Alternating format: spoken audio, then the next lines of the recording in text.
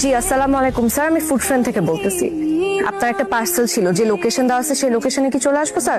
জি sir, আমি একটা মেয়ে আর আমি ডেলিভারি দিতে আসছি। কি রে, আজকে এত দেরি করলি যে? ওভার টাইম করছি মা।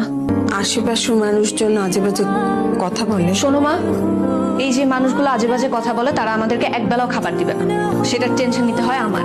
এরপরে কেউ কথা শোনাতে আসলে তাদেরকে বলবা তোমাদেরকে যেন 2 কেজি চাল অথবা 2 পাতা ওষুধ দিয়ে তারপরে কথা শোনায়।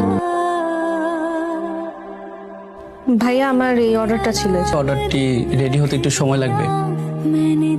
এক্সকিউজ মি, আপনি কি এই রেস্টুরেন্টে প্রায় আসেন? হ্যাঁ, এই রেস্টুরেন্টের খাবার কেমন লাগে? ভালো?